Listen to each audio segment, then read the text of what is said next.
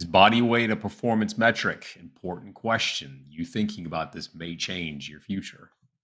You got to allow for growth. You can't be the same person for all of your career. And let me show you why. At some point in your career, someone you trust, someone that's in control of whether or not you play, has told you that this was your performance weight and this is where you need to be. And for the rest of your life, you're going to try to strive for that number. And what we get is this all encompassing important number where all of the decisions are made. And this happens at a very early age. We're talking young teens and it progresses all the way through most of the career for an individual. If they're not broken out of this cycle, they'll eat less, they won't refuel properly, they don't eat the appropriate types of carbohydrates for fear of gaining weight because this number is what's success to them, or at least that's what's been told to them. And that's unfortunate because it will derail growth and performance and maturity within the sport. Let's see how that works.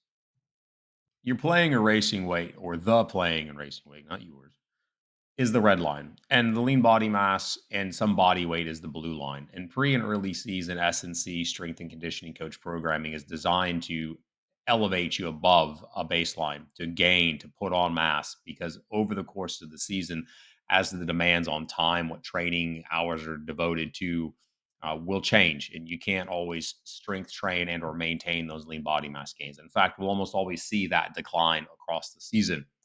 And if we don't allow ourselves to increase above this so-called playing weight and we cut calories, we don't refuel appropriately, we do a lot of extra work, and we maintain this close to our playing weight, quote unquote, as we needed to, then as the season progresses and we get towards the finals where this is a high intensity, key critical times to be your best, you'll see that the lean body mass overall is quite low. You're probably the weakest that you've ever been at the most important time of the season. There's an alternative to this.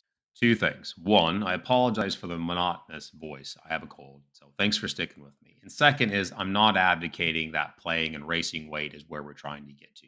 It's just continuity from the previous graphic. And by showing this, we're looking at the blue line being our body composition, our muscle mass being elevated. We've allowed our weight to go up.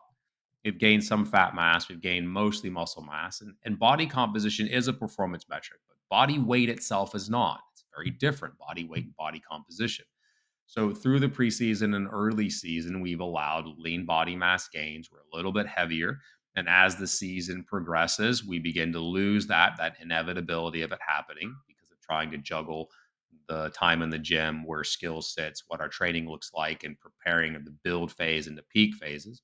Don't always have time for that strength. We get in there, and yes, you do it, and maintenance is the goal, but there is a decline. Research studies show it across most sports that at that key pinnacle season at the end of the year, if you allowed yourself to not adhere to this mythical playing weight and you allowed yourself to gain more lean body mass, you allowed yourself to grow and evolve, that at the end of the season, you are well above.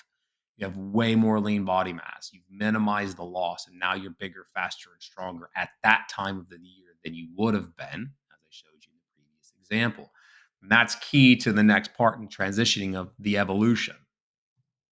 The message here is of evolution, of going from a boy or a girl of the game, coming into sport with lack of maturity and physicality, and developing into a woman and a man of the game who just dominates on the world scene. And I firmly believe that's done not focusing on body weight, but body composition and actual performance metrics that are related to your sport.